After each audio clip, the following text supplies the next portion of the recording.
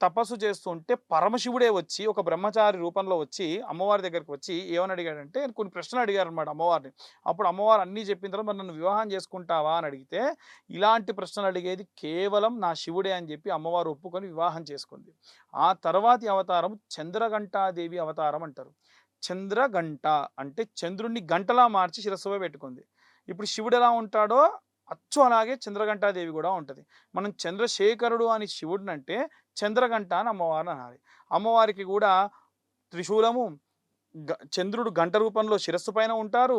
అమ్మవారి శివుడు ఎలా అయితే ధరిస్తుందో అన్ని ధరిస్తుంది.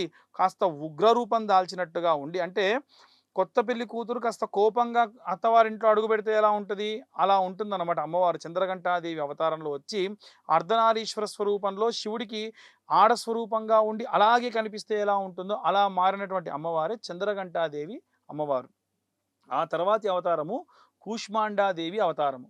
ఈ యొక్క కూష్మాండాదేవి అవతారం ఏంటంటే, మనకు వెజిటేషన్ అని అంటారు. అంటే అన్ని రకాలైనటువంటి శాకములన్నీ గూడా పుట్టించింది ఎవరు అనంటే ఈ కూష్మాండాదేవి అవతారం. మనం శాకాంబరి అని తెలుగులో మన భాషలో అనుకుంటాం. అక్కడ కూష్మాండ.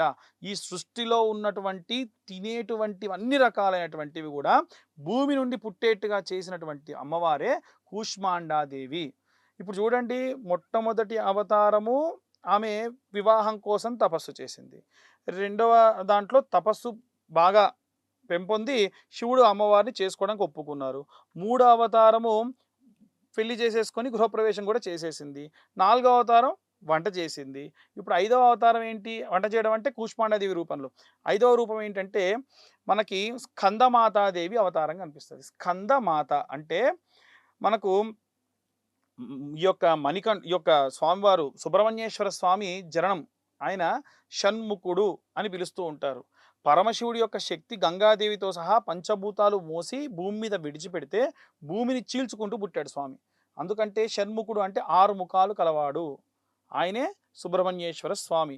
కాబట్టి ఈ సుబ్రహ్మణ్యేశ్వర స్వామి పుట్టగానే ఏంటంటే ఏడుస్తున్నాడు పాల కోసం. పార్వతీదేవికి పుట్టాల్సినటువంటి వాడిని పుట్టకుండా ఈ అన్ని దేవతలందరూ కూడా తీసుకెళ్ళి భూమి మీద పుట్టేట్టు చేశాడు కాబట్టి అమ్మవారు దేవతలందరినీ శపించిందనమాట. ఇక మీ ఎవ్వరికి కూడా పిల్లలు పుట్టరు అని. అందుకే ఏ దేవీ దేవతకి పిల్లలు పుట్టరు.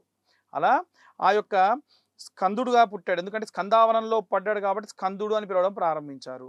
ఇప్పుడు ఏడుస్తున్న పిల్లవాడికి పాలివ్వాలి. ఎలా? పాలివ్వాలి అనంటే మళ్ళీ అమ్మవారే ఇవ్వాలి. అమ్మవారి రూపంలో ఉన్నటువంటి వారెవరు అనంటే ఆమె కృత్తికలు అంటారు. కృత్తికా నక్షత్రంలో ఉండేటువంటి కృత్తికలు. ఆమెకి 3 తలలు, 6 స్తనములు. ఒకటేసారి 6 తలలకు పాలివ్వాలి. అలా అమ్మవారు పాలిస్తే పాలు తాగుతున్న కొద్దీ దినదినాభివృద్ధి చెందినట్టుగా వెంటనే పాలు తాగుతూ ఒక 13, 14 టీనేజర్ బాయ్ ఎలా ఉంటాడో అలా వచ్చి ఆగిపోయాడు.